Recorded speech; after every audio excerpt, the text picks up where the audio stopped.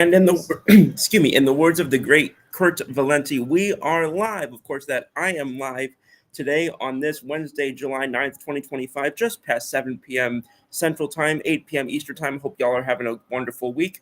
It is Hump Day. It is the midpoint of the week, and hope everybody had a wonderful, safe, and enjoyable 4th of July celebration as well. And I am excited to talk to you all this week about over the next 60 minutes about everything going on in sports. Obviously, if you're a baseball fan, particularly a New York Yankees fan, you had no shortage of news coming in today.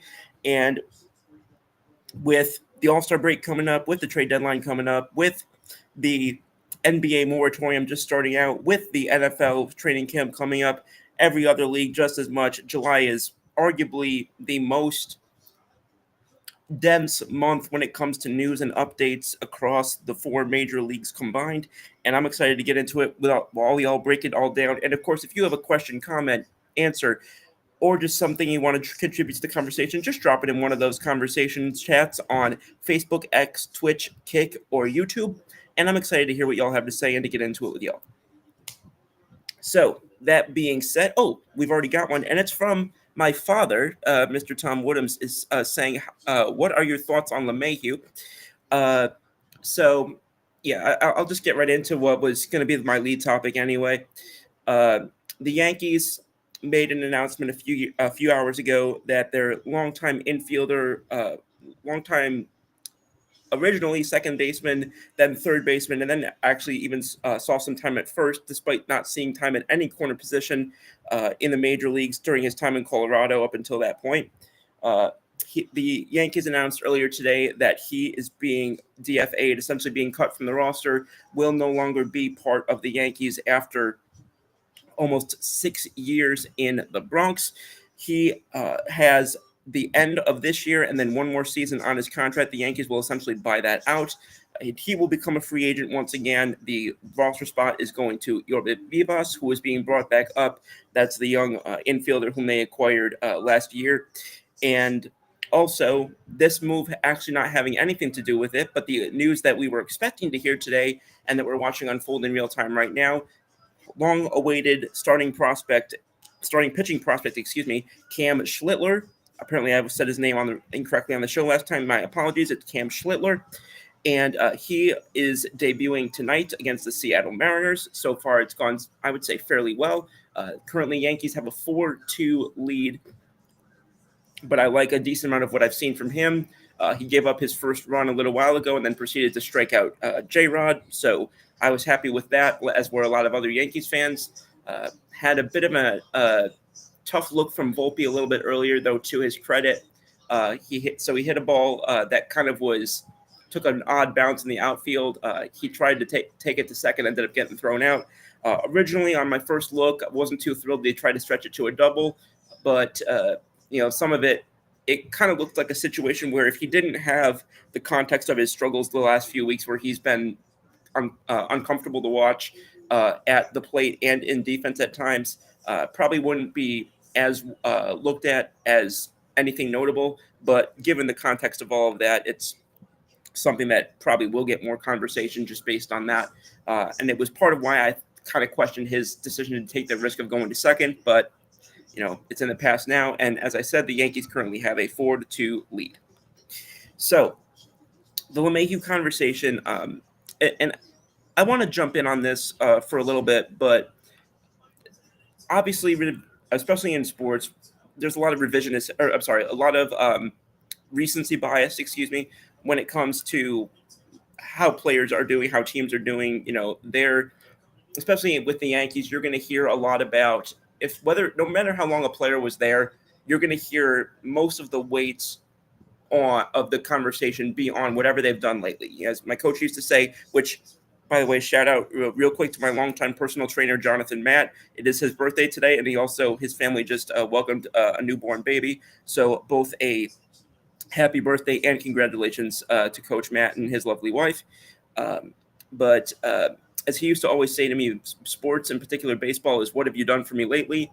And so with that, there's going to be a lot of, this move couldn't have happened fast enough. This move was long overdue. Couldn't wait to get him out of here type of thing. And I understand from where some of that's coming. That being said, I do think that it's important to remember and recognize the fact that LeMahieu did do a significant amount while he was with the Yankees, particularly in the early part of his career. And we kind of knew, as is typically the case with the Steinbrenner family, that when you bring in a player like that for an extended period of time, and we knew that they were bringing him in for an extra year, then they wanted to, based on the ability to bring down the average annual value, which is what counts against the luxury tax when you're spending on players every year. We knew they were going to that 6th year, even though they really didn't want to, because of for those benefits. And I do want to point out the fact that, after joining in 2019, he was a key contributor that year in that playoff run, which ultimately ended in against Houston, as it seemed to every year for a period of time. False alarm. I thought we were about to see a Dominguez home run, but just fell short of the warning track. But so again, key contributor that year in 2019 in that playoff run that ultimately ended at the hands of Houston. 2020, the shortened year due to COVIDism. He was the league leader in both batting average, 364, on base percentage, 421, and OPS, 1011. Finished top 3 in MVP. This after being basically considered a rebound project by the Yankees signing him on that 2-year deal coming away from Colorado. So to turn a 2-year deal into an MVP, top 3 MVP player leading the league in those things, even after 60 games, was definitely a return on investment. He was later, whether you want to say re-signed or extended, in the beginning of 2021. And then despite the injuries and the offensive decline and aging, which you're going to hear a lot about in many articles and many myriad different places when it comes to Yankee media, he provided versatility.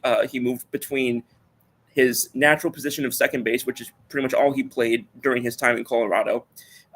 He bounced between there and playing first and third, which he hadn't played before coming to New York, and spent more time at third in 22 and 23 than he even did at his own primary position of second base, and provided strong metrics there for much of that time when the Yankees needed flexibility and defensive versatility. He was there for that for a good chunk of that contract, at least early on, and to be as productive pretty much defensively at a position that is not your own and is not your natural position as the starter at that position for multiple seasons, I think is very noteworthy. I think is very much worthy of respect. Obviously, 2022 was that year that the Yankees went after guys like Benintendi, went after a couple of other guys who, unfortunately, everything just kind of came together in the fell apart in the playoffs, injury-wise. Unfortunately, one of the guys who had gotten banged up was LeMahieu himself. But a lot of that, I think, is important to mention. Additionally, I talked a little bit ago about that taking down the average annual value of his contract by adding that 6th year and bringing it down to $15 million a year. So we hear gripes about the fact that the Yankees signed him to that new deal and gave him that 6th year of that extension to bring down that value. That, the fact that they committed to him for longer just to do that. I'm going to give you off some names since then: Fried, Stroman, Rodon, Canely, Rizzo, Severino, Tyone, Rodor, Peralta, Holmes, Rodriguez, IKF, Trevino, Bader, Soto, Grisham, Chisholm. And I name all those guys to say these are all the guys with significant either that were given up significant to some degree in trade or signed to 8-figure contracts as free agents since that deal came together. So it is reasonable to say that deal in some way contributed to at least the flexibility of some of those, particularly some of those bigger number deals. Not necessarily maybe so much the trades, although I did throw some of those in there, but particularly the free agents. It is very reasonable to believe that at least 1 or 2 of those guys would not be in New York right now if not for him signing that deal and signing it the way that it was structured. So I do not consider that deal a failure, as I've heard some people do. I think sometimes in sports, and I see this a lot actually in the NFL, even more than baseball, you kind of sign a deal to a guy. Sign a guy to a deal for 4 or 5 years, not with the expectation that he's going to give you greatness for 4 or 5 years, but that you know what you're going to get from him for the next 2 or 3 years. You're going to get A-level production, and then you're thinking we'll either cut ties with him afterward, or we'll worry about the future when the future comes around. And I see that I think that's kind of how the Yankees were operating with this. I think it's kind of similar to what they were doing with Aaron Hicks. And these deals, I think, actually kind of followed pretty similar trajectories when it came to that. Although I do think they got decidedly more out of LeMahieu long-term, all things considered. But the people who were saying this deal was a bust, this deal was a waste, this deal was, the Steinbrenner sheeping out, I have a hard time agreeing with all of that, especially when the Yankees were coming out of the doldrums post-Robinson Cano of playing some of those other guys as like stopgaps, I guess you would say. I didn't really have a strong agreement with the sort of discussions that were being had there, that were saying that this was sort of a bargain move. I think that the Yankees were desperate for improvements. There was a period of time where there weren't a lot of second basemen available that you knew were going to be, like, you knew what you were going to get with them. Obviously, nothing in baseball or in life is guaranteed, obviously, but there are guys with more reliable track records than not. And DJ LeMahieu did have a fairly reliable track record coming out of Colorado compared to some of the other guys who were potentially going to be available. And at the time, and this is a point that I made to somebody the other day, we didn't know what we were going to get with Anthony Volpe. Anthony Volpe was not a top 10 prospect at the time. So even if you saw him as a long-term second baseman, not a shortstop like I did, you still didn't know what you were going to get with him, because he wasn't even top 10 on a lot of prospect lists for the team. So for people to kind of play revisionist history now and say, oh, we had Anthony Volpe, people didn't have the expectations for Anthony Volpe that they developed in the next several years. And you can talk about, he's struggling right now or whatever the case may be. I still look at this as this is only his second full season. And frankly, I still wish they were playing him at second, not short, but that's just my opinion. But yeah, so there's a lot that I would have to say there. I am glad, and I'm about to jump back into Peraza, back into the other side of this with Peraza, because that kind of is where more of my thoughts with this kind of lay. And I guess I'll kind of use that as the segue to give the other side of what my father was asking about and what I know a lot of people are asking about now. With this move, it puts Jazz Chisholm back at second, and it puts, in theory, an opening at third, but that opening seemingly is going to be largely filled, at least in the short term, by Oswald Peraza, And Oswald Peraza, I think, is somebody who has shown things, at least defensively, in stretches at times, but has not really gotten a lot of consistent playing time at the major league level. And when I say consistent playing time, I don't mean for a couple weeks like he got, I think it was 2 or 3 years ago. I'm talking about, and this is kind of similar to what I was talking about in a couple of episodes ago with Jason Dominguez. You got to be willing to have these guys struggle, go through it, work through it, develop, and then see what they can do with that. See what they can do with those adjustments. And when teams adjust to them, how do they adjust back? And I don't care how well you're doing at the AAA level, you're not going to do it at the same. That's not going to be giving you the same honesty that doing it at major league level is. And that's what happens in a situation like the Yankees, when every year you're expecting to win the World Series, as you should. But it also kind of leaves you a little bit hogtied when it comes to trying to develop these young players. They were going through it a little bit with Dominguez, and they were going a little bit through it with Peraza. So a lot of people were saying, Peraza's a bust, Peraza's a bust. I don't think that I ever said that. And if I did, then I want to walk that back a little bit and acknowledge that I think I was a little bit presumptuous there and a little bit, heavy-winded there, because I think this is a wonderful opportunity for Peraza and I've been saying this for really since a good chunk of the season. And I think maybe even back to last year, but I don't remember. But I do know for a while that I wanted Peraza to be the everyday third baseman, because I knew that they wanted to put Chisholm back at second. He has said he feels more comfortable there. He is not, and I don't like that I'm seeing this. People are saying, oh, he's the Yankees version of Rafi Devers, where he's not willing to play. No, that is not what he said. Rafi Devers publicly said, before he was traded from the Red Sox to the Giants, he was publicly said, I'm a third baseman, not a DH. Jazz Chisholm said, I'll play anywhere they want me to. I'm most comfortable at second base, but I care most about how the team feels or what the team wants. Those are not the same thing, and I don't want to hear people trying to put them the same way, because I've heard them try to equate the two things, and quite frankly, I think that's wildly missing the mark, and unfair to Jazz Chisholm, of whom I was not a fan when they got him last year. Shout out to my mother, by the way, who randomly told me at one point that Jazz Chisholm became her favorite player, which was not on my bingo card. But going beyond that, looking at that side of things, Peraza's defensive metrics so far this season at third base have been positive. He struggled at the plate, and he was hard to watch at the plate last night in his first real start at third base since he knew he wasn't just a fill-in or just like a one-off. But defensively, I've liked what I've seen there at third base from him. I liked what I saw from him there last night. I just think sometimes you just need to get somebody in there and allow them to take their lumps when they happen. It doesn't mean you're going to guarantee him the spot for the next year and a half, but you also can't put a guy in there for 4 days and expect to see enough improvement. It's just not realistic, especially in New York. Well, excuse me. So I'm really happy. That's what I wanted them to, move on from DJ LeMahieu. I thought that was the right move. I wanted them to go to Peraza specifically at third base. I heard them say, back this offseason, when they were going big potentially at third base, I wanted them to go Peraza over Cabrera, because I remember saying before Cabrera went down with that tragic injury, I remember saying that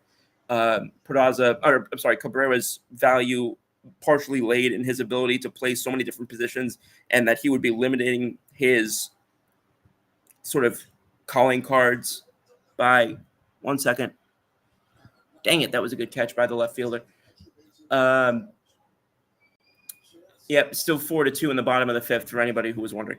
But yeah, so I that's why I was going for Peraza over Cabrera at third base, but also not in favor of going ham on somebody and overpaying somebody at the position long term.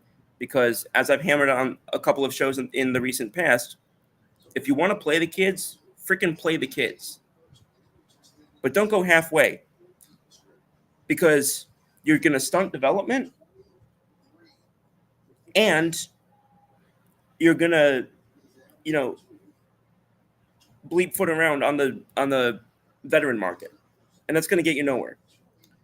So I'm glad to see this. I'm glad to see with both Peraza and with Schlittler. Sorry, I'm glad to see that they actually appear to be doubling down on this willingness and intent on getting younger and actually quote unquote playing the kids. I'm glad that they're letting Jason Dominguez kind of figure it out in left field. I'm glad that they're letting Anthony Volpe play out. This almost kind of, as I sit here today and we look at what just happened with Peraza and Schlittler, this almost kind of in a sense is a Yankee style rebuilding year, the way that it's kind of unfolded, which is weird to say when you're a team that was just in first place for 7 weeks and not long ago had a 7-game lead in the division. But in a sense, this is kind of being treated like a rebuilding year, it seems. Now, they said today they plan to be aggressive at the deadline. They want to load up on bullpen, and they are by no means, saying that, oh, we're not really concerned with winning this year. That is not what I'm saying at all. But I'm saying that they seem to be willing to place a little more emphasis on getting these young players playing time and seeing how far they can get them at the major league level, rather than having them, just kicking around at AAA and being on the infamous Scranton shuttle. So in a long-winded answer to anybody who was wondering, including my father who asked, that's kind of my answer. I was very high on this move. These two moves, I would say, with putting Peraza at third and moving on from LeMahieu, are ones that I've been wanting to happen for a while. Ones that I've thought were not only necessary but potentially positively impactful to a very high level. And I'm looking forward to seeing what Peraza does with the ball on a more everyday basis, or the glove rather. and I'm looking forward to seeing how Jazz looks back at his regular position of second base. And I hope that, and I'm curious, does this help Volpe's defense now with having guys who are more comfortable on either side of them at their positions? I'm very curious to see if that ends up having a trickle-down effect on him. I have no, empirical evidence to suggest that it will, but it seems like a logical thing to consider. Coming off of that, I'm gonna give a little update. I know I updated on the score, but for those who who have been asking about an update on Cam Schlittler, I actually think he's had a very fine start. He's gotten through 5 innings, 3 hits, 2 runs, 2 walks, and 6 strikeouts. If I got that from a veteran pitcher today, I'd be very pleased. So getting it from a guy in his debut, I got nothing to complain about. Especially if that was his last pitch, I think that's a fantastic day for him. So, coming off of that, seeing no comments at this time. Actually, if somebody wouldn't mind just dropping something in one of the comments or chat sections, just to make sure that that's active, because I know that we've had problems with that in the past, and I don't want that to be the case again today, because I acknowledge that that's not fun for anybody. So, thank you for that. And some of the other stuff that went on this past week that I want to get into. Still on the baseball side for the time being, the Washington Nationals made what I would define it as shocking but not surprising of a move when the Washington Nationals fired longtime president of baseball operations Mike Rizzo, as well as manager Dave Martinez. Martinez was later announced to be replaced by their bench coach, and Mike Rizzo was later confirmed to be at least on the interim, will be replaced by longtime assistant GM Mike Bartolo.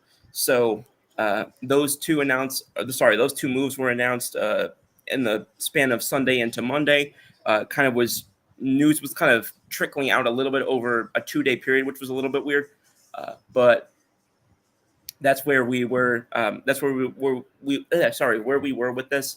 And again, when I say shocked but not surprised, kind of because anytime you hear that a GM and a manager who helped a team win a recent World Series, and the first World Series in a franchise's history, I think that brings definitely find that noteworthy. I think it happened also at a noteworthy time. Typically, I can't remember a lot of times when a franchise let go of its top executive this close to the trade deadline.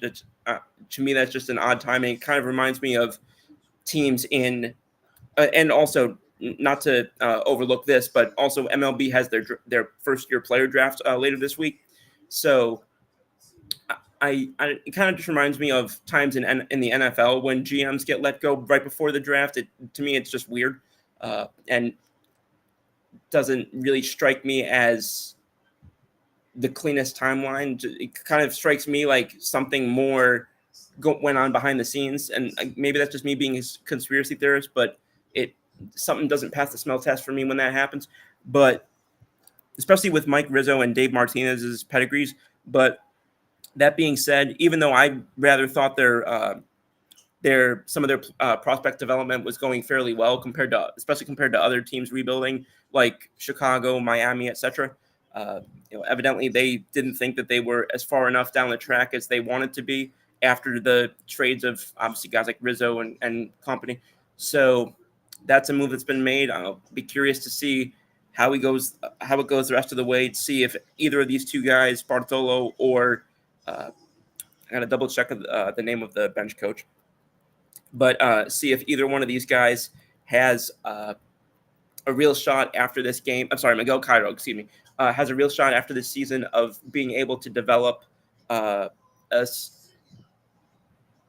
Okay. The end of that sentence was going to be a strong chance of maintaining the job long term. We've got a scoring update. We just had a second home run of the day for Jazz Chisholm. He just went for a 2-run home run to right field It is now 6-2 in favor of the Yankees in the bottom of what I believe was the fifth inning. Yes, the fifth inning. Scorebook took a second to develop for whatever reason. On Kick, we've got Markov23 chiming in saying, "How are you? I'm doing well. I hope you're doing well as well." I don't even know how to pronounce the name of this other person, but it appears to, I don't even know if that's a real person. It looks to me like a bot or spammer. So hope you enjoyed getting your 15 minutes of fame. You've been blocked from this channel. You've been blocked from this chat. Moving forward from that. Hey, Kurt Valenti's in the house. Scoops, what's up, buddy? You're doing a great job taking over. Thank you. Thank you so much, man. I hope you and Hoops and Bo, it took me a second, are doing well. Now, here's my question. Who is the one team standing in the AL and the NL, standing in the way of us getting another Subway Series in the World Series?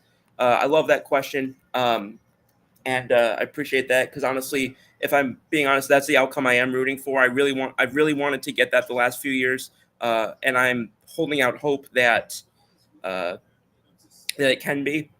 I'm going to start with the NL first, just because I just talked about the AL quite a bit with regard to the Yankees. And I talked about the Nationals too, but it wasn't for as long. In terms of who I think isn't the biggest potential roadblock to the Mets, I would probably have to say, I feel like the chalk answer is to say the Dodgers. But I'm not going to go there because, quite frankly, they have just lost 7 in a row. And to me, honestly, that's not that interesting when they just won the World Series last year. I got to go with the Cubs. Honestly, I look at the other teams that are really in the thick of things. I look at teams like the Brewers. I look at teams like, honestly, it really is a lot less tight in the NL for some of those spots than it is in the AL. But I'll even drag it down a little bit more to teams like the Giants and the Padres. And again, I mentioned the Brewers. I just don't trust a lot of those other teams. Like the Cubs, I believe in a lot of what they have, and I also believe in their ability and their willingness to go and make the necessary adjustments at the trade deadline as they see fit. Now, again, it takes 2 to make a deal, as I remind Yankees fans every freaking year. But I really believe in them to go and do that. And I think while they don't have a great farm system, I think that they have enough of a farm system to outbid a lot of other teams that will probably be bidding for similar talent, namely the Phillies, maybe even the Yankees, Toronto, San Francisco, potentially the Padres, etc., Houston, and go on.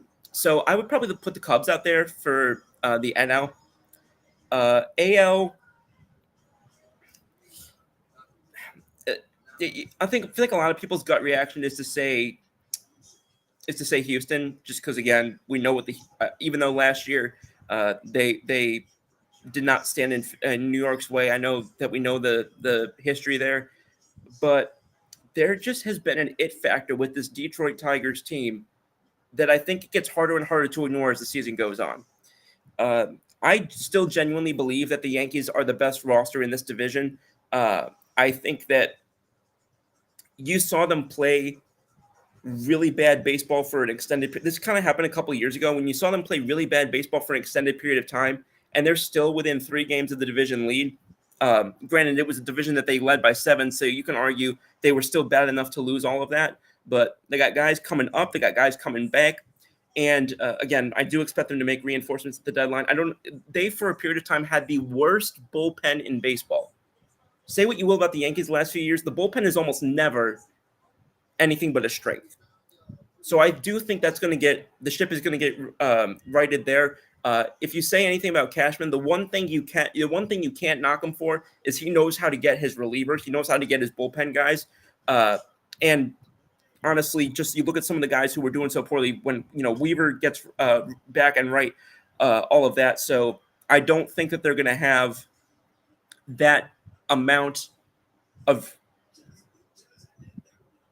disgustingly bad production out of their late inning relievers. So I do think that they're eventually going to reclaim the division, but I got to look at Detroit, and let's not forget, as much as I don't like him, they do have a World Series manager in AJ Hinch. He's been there, he's done that, It'd be one thing if they had a first time manager. I might say, oh, they're a nice story, but I don't know about them. But this is a guy, he's got that. They also have Gleyber Torres. Well, I don't consider him a leader, and I think a lot of people don't consider him a leader. He was just on a World Series team just last season, so it's going to mean something, especially because he just went to the All-Star game. And who just got thrown out? If this is Volpe, I'm going to 48. I'm tweaking on who 48 is. But anyways, that's what I was saying. So I would say the Tigers. But quite honestly, and I'm going to kind of give you a bit of a janky answer to kind of a part B to your question. Honestly, I think if the Yankees are not getting back to the World Series, I think the Yankees are going to be the ones keeping themselves out. I see them making dumb mistakes on the base paths that you shouldn't be making in senior year baseball, let alone the majors. I see them just completely botching plays. Now, granted, finally they're getting some guys, not only getting guys back and getting guys healthy, but they're also putting some guys back in more natural positions. So my significant hope is that this is going to make it more fluid, and guys are going to start to right the ship defensively. But I genuinely believe that the Yankees season ending poorly is going to be the Yankees beating themselves, not another team really muscling their way ahead of them. On WFAN this afternoon, they were saying Yankees 100% have to trade Dominguez for a package for Ramirez. Do you do it? Before I answer that question, can you just tell me if that's my assumption is that that's Jose Ramirez, the infielder from the Guardians, but I just want you to tell me I'm right on that before I answer that. But yeah, that kind of would be my part two answer on the AL. So Detroit in the AL and Chicago in the NL would probably be my picks. But I do really like both teams this year. I don't think people can have their split opinions on Soto. I'm not going to be sitting here and denigrating him just because he left to go to the Mets. I almost said left to go to New York, which made no sense. Left to go to the Mets. I'm not going to sit here and I also think that Francisco Lindor, I think, is very underrated, not for his ability as a two-way shortstop, but his ability as a leader as well. I think a lot of people kind of overlooked the loss of guys like Jose Iglesias last year, who maybe weren't shining as much on the stat sheet, but had a lot of intangible advantage isn't the right word, influence in the clubhouse. But there's a lot there. Pete Alonso is having, I think, a better season than he's had in recent memory. He's up there. He's played about as many games as anybody. He's, I think, leading the league in doubles right now. So while he's never going to be somebody that you're really going to look at for their glove, I do think that when you have those two guys together, I know they also got young guys coming up. I know Luis Angel Acuna played a good amount of time. I don't know how he'll look in a playoff situation, but also even their rotation, I've been pleasantly surprised by. I didn't know what to expect from a rotation where one of it's literally the guy who started the most games for them is Clay Holmes, who was a disgraced fall-off closer from the Yankees last year, who was so bad they brought in somebody who a lot of people had never heard of, and that the Mets turned him into a guy who now has started the most games for them out of anybody, and who has done pretty well at it, starting with a 3.29 ERA. Now his fielding independent ERA is a little bit lower, a little bit over 4, but a lot of his numbers, the walks are a little bit higher than I'd like. But for a starting pitcher, especially in his first season, I can work with what I've gotten from him. Kurt says, yes, Jose. A lot of people are probably going to be surprised that I say this, and probably some Yankees fans are going to be surprised that I say this. I seriously got to think about it. And when I say that, but before you jump in my word choice, meaning I think it would be something I would really strongly consider it. I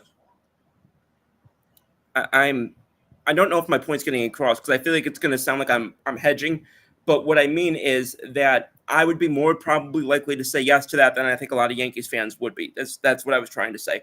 I kind of screwed up with my phrasing a little bit, but I would probably give that much more consideration and much more likely to ultimately say yes than some other Yankees fans would probably be comfortable with. Because again, the way it's looking right now, I don't know what I'm getting with. I don't. It clearly doesn't look like Dominguez is the long-term left fielder. Moving somebody to center field, although the Yankees Stadium center field typically is an easier play than most other center fielders, are relationship to the left field in any given stadium.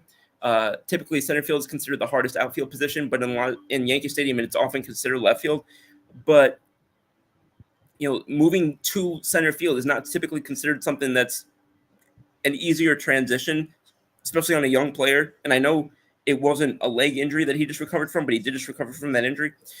And so I got to wonder with this guy, if he doesn't recoup his defense, is he going to become basically an offense-only player? And if so, his offense better get a lot better, because I'm sorry, I'm not going to go for another. I love Giancarlo Stanton. He's come up big for us in October, and a lot of Yankees fans refuse to acknowledge that or just don't understand it for some whatever reason. They go all out and saying you got to produce in October, and then they want to get rid of Stanton for God knows why. But what I will say there is, if that's what he's going to end up being, an offense first player, I'm sorry, we've already had a lot of offense first players. I don't need another one of those. I don't care that he was considered the Martian or gotten these comps when he was 16, which I think were incredibly unfair to begin with, to both him and the fans. But yeah, I know you and I have kind of had a monkey poop fight about the phrase untouchable when it comes to prospects at times. And, I think that sometimes there's, differing reasons for that. But as I sit here right now, I'm having at least a conversation on pretty much any prospect the Yankees have. I'm obviously valuing some of them higher and needing a better player to move some of them. And I'm not just going to trade, George Lombard Jr., who's regarded as a very high upside shortstop, for, a seventh inning reliever. I'm not going to do that. But if it's someone like you said, a Jose Ramirez, who gives me an opportunity to lock down a position of need at third base, which, obviously they've been trying to lock down for quite some time, but also to do it with somebody who has been consistent on both sides of the ball and is somebody who is pretty much never hurt. I think he's had one injury back in 19, but has pretty much played in the 150s of games every single season. Yeah, I'm right now. I'd be leaning more. And now it would probably have to be just Dominguez. Anything more than that, I probably would need more back with Ramirez. But as I'm sitting here right now, yeah, that is probably a move that I would make. And I'm not sure if you saw this a couple weeks ago, but another deal that I suggested on a different show, I think it was What's the Scoop, in one of the first shows Brandon was on. Shout out to my co-host on What's the Scoop, Brandon Furtado. I don't know if you saw it, but another deal that I suggested at the time was basically, I don't remember how I characterized it, but essentially the deal was with Boston, Jarren Duran for Jason Dominguez. Because Duran is older. Duran is considered more of a leader. I know he's had some, off the field dust-ups, but he's considered more of a leader. He definitely has the speed and defense that you need in the outfield that Dominguez either doesn't have or for whatever reason can't tap into right now. And he's, more into his prime. And I think the Red Sox have more ability to be patient, since they're evidently not.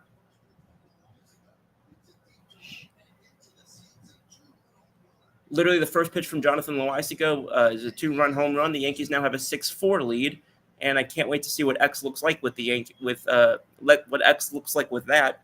about the Yankees when the show ends. I'm sure fans are going to be absolutely just in positive moods about the fact that we have a 6-4 lead. But anyway, so I appreciate that question, Kurt. That really got me thinking. And again, I just wanted to talk about that deal real quick that I had suggested a couple weeks ago, because it brought that back to mind, where I'm not going to be eager to trade Jason Dominguez, because I think fans really don't get the business of sports when they start talking about, oh, we got to move this guy, we got to move this guy. They're terrible. Okay, yeah, they're terrible. So why is anybody else going to give you more than a can of Coke for them? And I say Coke because Pepsi for life. But yeah, like I don't ever get the logic for that, where a fan is, or a player is doing so poorly, so fans are like, we got to trade him. Why would you trade anybody at the bottom of their value? That, to me, that just defies logical sense. And maybe that's just the fact that I took so many business classes in college, so like maybe that's just my analytical mind thinking. And if anybody has a different mentality to that, please tell me. But that's just a rationale. It's hard for me to wrap my mind around. And that's kind of where I'm at right now, kind of with a Peraza type, whose value went from being a guy the Yankees wouldn't get rid of to a guy who the Yankees basically looked at as, I'm not even a starter for a period of time, obviously. And then now we're looking at it as, he's going to get some every day. And I do kind of wonder if this becomes similar to, if Yankees fans might remember back in, I want to say it was 2014, but there was an infielder who broke camp, kind of the hitting version of Jordan Montgomery, where he kind of broke camp unexpectedly as an infielder for the Yankees. His name was Yangervis Solarte, and he ended up being great for a couple months and ended up being flipped at the deadline as a rookie to the Padres for an established veteran at the position in Chase Headley. So I do kind of wonder now. Obviously, the window of time is going to be a lot shorter here, because his everyday play is really starting in July, not at the beginning of the season like was going on with Solarte. But I do kind of wonder if that's kind of the angle they're trying to play here, and flipping him at the deadline, or perhaps seeing if he can finish out the season strong and flipping him in the off season. That might be their plan B, but to me that might sound a little more realistic. But thanks, Kurt, for the question, and I hope y'all are doing well. Hope to have you on soon on What's the Scoop, which, like I said, shout out to my co-host, Brendan Furtado, who has really brought something new to the show in a way that was everything that I could have asked for and more. But excuse me. I'm going to pivot real quick, because there is stuff to talk about in other leagues. As much as I would love to talk about baseball every moment of my life, I do have to give some attention, at least, to some of the other leagues. Quick score update, though. That lasted so long, me talking about other leagues. But middle of the sixth inning now, 6-4 in favor of New York. But now I actually am going to pivot to another league, because we had some stuff going on recently, the last couple of weeks, with drafts and the moratorium kicking off. The 7-team deal that a lot of people have talked about in the NBA did eventually go final. Not exactly as people were really expecting, but then again, that might be because there were so many different reports and so many different pieces that were coming together that it was kind of hard to really talk about with accuracy and get everything together, because as New York Post confirmed, the trade literally involves more than 23% of the league's teams. The teams are, I'm not going to read every player and every draft pick, but the teams are the Rockets, Suns, Warriors, Hawks, Timberwolves, Lakers, and Nets. The two most significant teams involved were the Rockets and the Suns. That's kind of how this all originated, which was Kevin Durant going to the Rockets along with Clint Capella, and the Suns getting Jalen Green, Dylan Brooks, Kamon Maluak, which is somebody who I eyed for the Pelicans, Rasheer Fleming, Kobe Brea, I think is how you pronounce that, Daquan Plowden, who I think was one of the guys who was a last-minute switch in, and a second-round pick. I gotta say, I don't have a strong positive opinion about the Suns.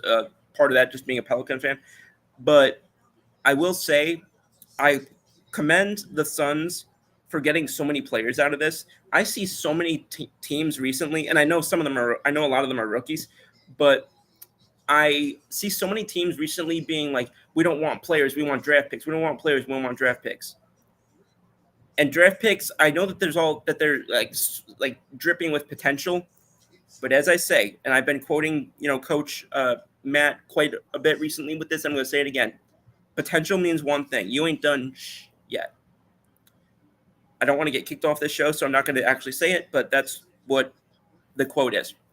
So the fact that they actually brought in players, even if they're rookies, that they brought in players, as opposed to this deal being wrapped around first round picks in 2031, which I still can't believe those are even tradable right now. Meanwhile, MLB doesn't even let you trade this year's draft picks, except for like a few of them. So I do want to give the Suns credit for that, because I do appreciate, just as a fan, as a basketball fan, even though it's not as high on my list as some other sports, I do appreciate seeing teams actually dealing in players and not just, we're going to move a superstar for the opportunity to pick guys in 2029 who we won't even know what they actually are until probably 2032. So I will give them credit for that, because I do think that at least makes things more interesting and more compelling. I know that it's not their job to be compelling for fans, but or at least fans that are not for the Suns, but I do appreciate that. And we just got a double from Wells, so his recent sort of rebound of hitting seems to be continuing. It appeared to be at a brief slowing point with him having gone 0 for to start the game, but he is now on second, no outs, with Anthony Volpe up. God bless us all. So that being said, that was kind of the main deal and main situation going on in the NBA recently. There have been some signings that happened recently, but some of the other ones had been mostly extensions. There was an extension for Pablo Banchero. There was an extension for Chet Holmgren for 5 years with the Thunder. I don't find extensions particularly as compelling to discuss, but I will share them because they are newsworthy. What I found more newsworthy was Nikola Jokic saying he won't sign an extension this offseason. He always fascinates me because I've never seen somebody who seems to give less of a crap about what he's doing than Jokic, yet be so good at it. And I don't mean the fact that he's like lackadaisical or doesn't play it like with every bit of, I don't mean like he takes plays off or anything of that nature in like a negative thing about his work ethic or anything like that. It's just he seems just so almost bored. Like he seems like the only player I've seen in the NBA, or really maybe in any league, other than perhaps Derek Jeter, who really plays the sport like a 9-to-5 job. Like he really treats it like he's punching a clock. Like I almost never see the guy actually like excited, and it's just interesting. And I know that I'm not the only one who says that, but he does fascinate me. As long as we're talking news, I do feel compelled to mention this that just came through, and I am sorry to the Jazz family for this. The longtime Jazz coach and general manager Frank Layden has passed away at 93, according to Andy Larson of the Salt Lake Tribune. He was a coach starting back in 1976 as an assistant to Hubie Brown in Atlanta, but a lot of his time was spent with the Jazz while they were still in New Orleans. He became kind of the front face of their first chance of winning, really. When he took over as head coach in 1981, he became both coach of the year and executive of the year in 84. And he was the guy who drafted both John Stockton and Karl Malone the following season. So obviously a lot of history there that deserves to be mentioned and respected. Rest in peace to Frank Layden, again, passed away at 93, an all-time name particularly in New Orleans history and in Jazz history, and somebody who will live on. His legacy will live on long in the NBA and in basketball. As I move forward from that, another update from the game. I want to make sure I get this right. Why you keep showing me replays? Okay, not a scoring update. So I'll hold off until there's a scoring update if there is one.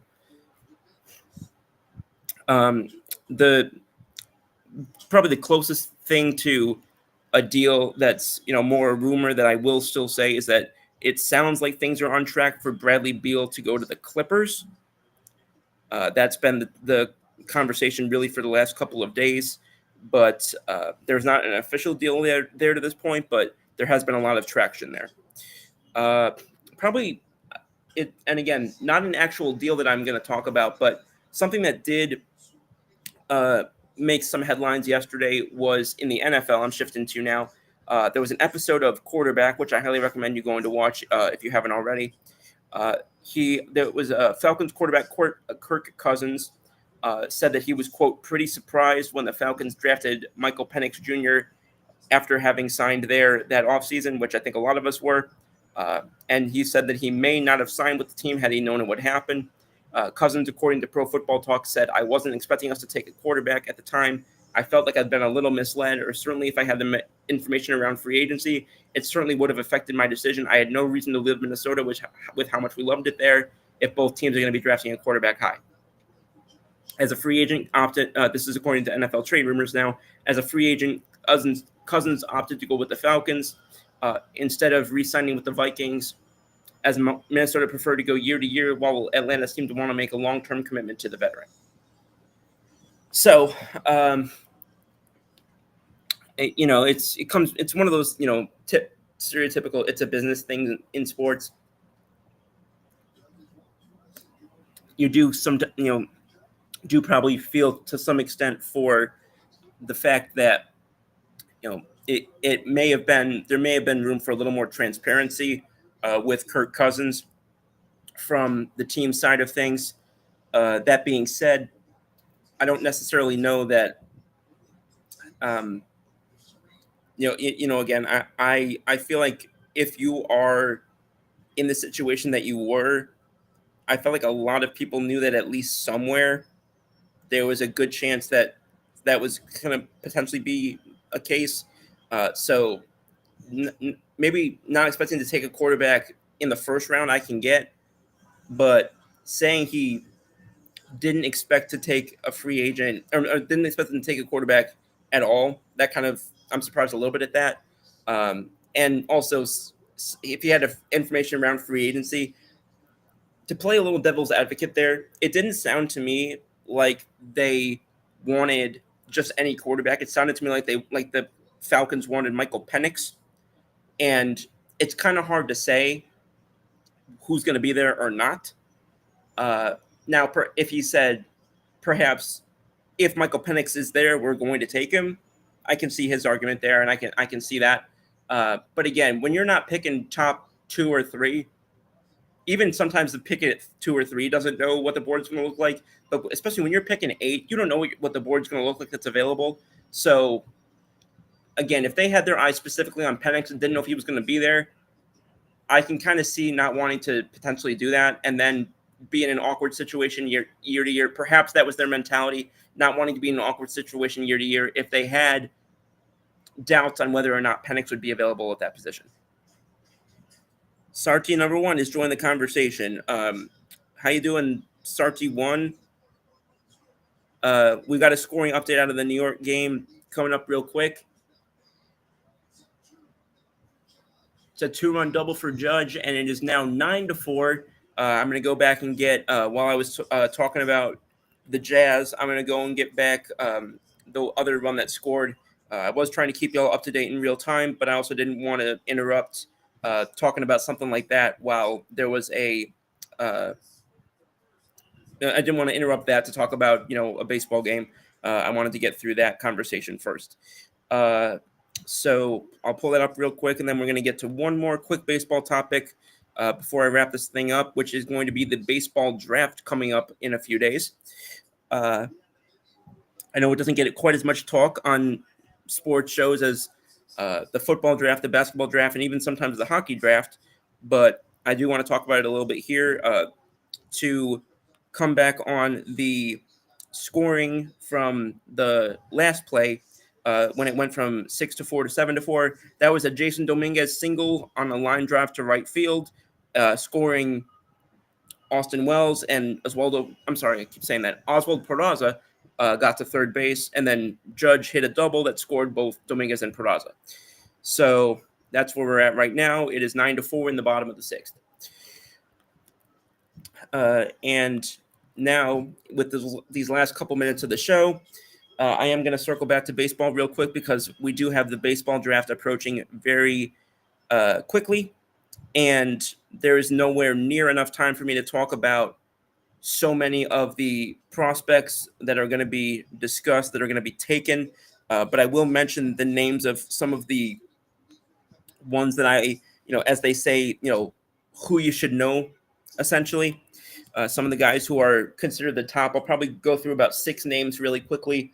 2 of them are pitchers, 4 of them are hitters. The 2 pitchers coming out of college, one Florida State and one UC Santa Barbara, are Jamie Arnold and Trevor Bremer, respectively. Arnold is looked at as having, he's got 3 pitches. He's looked at with a very highly regarded fastball and slider, 60 on the 20 to 80 scale, both considered to be near the maximum. Changeup is considered to be his weaker pitch and definitely have a little bit more room to develop. He's considered to have not plus command now, but the ability to get to highly regarded command as well. Even if it doesn't quite get to what you would consider plus or elite, it's considered to be well above average still. And then the other name I mentioned in pitching, Trevor Bremer. He is just 21. He actually just turned 21. He has a 3-pitch mix of a fastball, a slider, and a changeup, all considered to be above average, all considered to be near their peak, with his slider and his changeup actually expected to have slightly higher ceilings individually than his fastball. Command also considered to have slightly above average upside, even though he's got some room to get to there still. So both of those guys looked at as guys who seem to, at this point at least, have the tools to make a starting pitching repertoire and makeup long term. The guy who's rated by at least this board in particular as the top prospect is Jace Laviolette. He is out of Texas A&M University College Station. Pretty sure that's where Johnny Manziel went. He is also 21. He's 6'6", 230, left-handed. His 5 tools grade out as 45 hit tool for the future, 70 upside game power, 80 upside raw power, 45 upside speed, and 55 upside fielding. He doesn't have an arm grade here for some reason. Not quite sure why that is, but just looking at him, so obviously, like I said, his power and his fielding are looked at as kind of his more calling cards, but he's got really highly regarded power. Unfortunately, again, like a lot of prospects recently, his hit tool is not regarded as even having an average upside going forward. So that definitely lends for some people a lot of hesitation as to whether or not he'll eventually get to even anywhere near that power. His raw power right now in the current is graded as a 70 out of 80, but his game power is graded more at a 45, which still grades out well above his hit tool. But again, sometimes that hit tool being lower, particularly below average, can really limit how close you get to that ceiling of your game power and your everyday power. So those 3 guys. Another guy I'm going to bring up, this is the last college player I'm going to talk about. I'm going to talk about 2 high schoolers real quick who are obviously a little bit more raw, but are considered to still have really intriguing upside. First one I'm going to mention, University of Arkansas Fayetteville infielder Wewa Aloy. He is another guy whose biggest calling card is considered to be his power. A guy who's got average speed, kind of average fielding. So depending on how his arm grades out, don't know. Maybe he's a kind of guy that they'll look at to not keep at shortstop and instead see if his game plays up somewhere else, depending on, again, how other aspects of his game look. That hit tool, again, lagging a little bit behind, 45 upside. So another guy I wouldn't be quite surprised if maybe doesn't get quite to that power ceiling that they're kind of projecting him to hopefully get to in a best case scenario. And that kind of leads me to the last thing I'm going to say before we sign off here. But as I mentioned, there was still one other player that I wanted to get to, so I'll run through that real quick as well. But I come back here to the to Kason Cunningham, second baseman out of high school. He is kind of graded very similarly to some of the other ones. He is only 19. He's a left-handed hitter, but a right-handed thrower. He is compared in some capacities to Alex Bregman just on a physical, like, body layout, if you want to call it that. Again, I because this is the part that I don't like, and I'll actually use this as a segue. I know I didn't get that far into a scouting report, but I really want to hit this point before I log off. What I really can't stand about the drafts is that you'll hear shades of this player, or has the upside of this player, or, you know, this guy has a little bit of Pedro Martinez, or this guy has his swing reminds me of Aaron Judge. Or one thing I actually heard once, and I'll never forget it because it actually was about current Yankees closer Devin Williams. I'm pretty sure it was Greg Amsinger, but I'm not 100% sure about. But I heard him compare Devin Williams to Justin Verlander. And this was when I'm pretty sure Williams wasn't, I don't know if he may have either just been drafted or wasn't even drafted yet. And then a lot of these fans, and I'm not just talking about Yankees, it definitely happens for a lot of Yankee fans, but a lot of fans of other teams too, they will go, and if they don't get to that level of player, or at least very close to that level of player, they're considered a bust. Not reaching your top possible outcome, your 99th percentile outcome, is not a bust. So if your team gets 4 or 5 guys out of this draft that become average to slightly above average players in MLB, your team had a freaking good draft. If your team drafts a guy that is projected as a 75 at something future value, and he ends up above average at it, but not elite, that's not a bust. That's just my opinion. I understand that people won't take any level of below a highest potential, but unfortunately that's not reality.